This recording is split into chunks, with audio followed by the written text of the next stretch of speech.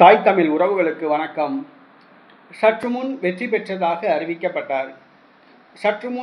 பெற்றதாக அறிவிக்கப்பட்டார் என்ற தலைப்பில் இந்த காணொளியை நாம் காண்கிறோம். 2026 தமிழக சட்டசபை தேர்தல். அதிமுகவை சார்ந்த ராஜ்யசபா உறுப்பினர் சி. வி. சண்முகம் மயிலம் தொகுதியில் வெற்றி பெற்றார். மயிலம் தொகுதியில் வெற்றி பெற்றதால் அவர் தனது ராஜ்யசபா எம்பி பதவியை ராஜினாமா செய்தார். அந்த இடத்துக்கு தேர்தல் நடைபெற்றது. 107 சட்டசபை உறுப்பினர்களை வைத்திருக்கக்கூடிய தமிழக வெற்றி கழகம் ஒரு வேட்பாளரை நிறுத்தினால் வெற்றி உறுதி. ஆனால் அதற்கு ஆதரவு கொடுத்து கொண்டிருக்கிற காங்கிரஸ் தமிழக வெற்றி கழகத்துக்கு அழுத்தம் கொடுத்து தனக்கு அந்த ராஜ்யசபா எம்பி பதவி வேண்டும் என்று கேட்டது. வெறும் 5 உறுப்பினர்கள் வைத்துள்ள காங்கிரஸ் கட்சிக்கு கூட்டணி நட்பு கருதி தமிழக வெற்றி கழகம் ஒரு ராஜ்யசபா எம்பி பதவியை விட்டுக் கொடுத்தது. அந்த இடத்திற்கு வேட்புமனு தாக்கல் செய்தார் காங்கிரஸ் கட்சியை சார்ந்த பிரவீன் சக்கரவர்த்தி.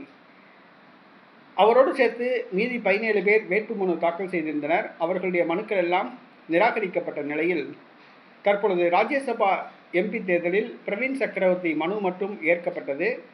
அவர் வெற்றி பெற்றதாக அறிவிக்கப்பட்டார்.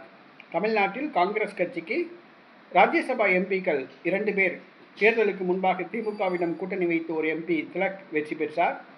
தேர்தலுக்கு பிறகு தமிழக வெற்றி கழகத்திடம் கூட்டணி வைத்து தற்பொழுது பிரவீன் சக்கரவர்த்தி வெற்றி பெற்றுள்ளார். ஆனால் மத்திய பிரதேசத்தில் காங்கிரஸ் கட்சிக்கு கிடைக்க வேண்டிய ஒரு ராஜ்யசபா எம்பி பதவி வேட்புமனு நிரப்பும் பொழுது உண்மை தகவலை மறைத்த காரணத்தால் நிராகரிக்கப்பட்டது. அந்த ராஜ்யசபா எம்பி பதவியை காங்கிரஸ் இழந்தது என்பது குறிப்பிடத்தக்கது. தற்பொழுது தமிழ்நாட்டில் 5 உறுப்பினர்கள் வைத்திருக்கிற இந்த காங்கிரஸ் கட்சிக்கு 2 ராஜ்யசபா எம்பி பதவி நினச்சி கூட பார்க்க முடியல. ஒரு 39 எம்பி இருந்தால் தான் ஒரு ராஜ்யசபா எம்பி பதவி கிடைக்கும். ஆனால் 5 உறுப்பினர் வச்சுக்கிட்டே காரியம் சாதிச்சிருக்கு இந்த காங்கிரஸ். இந்த காங்கிரஸ் எப்போதுமே முதுகில் குத்துற கட்சி.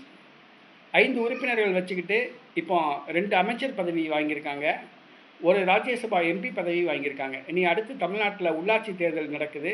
மொத்தம் உள்ள 25 எம்பி பதவியில் 15 எம்பி பதவி, 25 மேயர் பதவியில் தங்களுக்கு 15 மேயர் பதவி வேணும்னு கேட்பாங்க. 50% தொகுதிகள் தங்களுக்கு ஒதுக்கணும்னு கேட்பாங்க.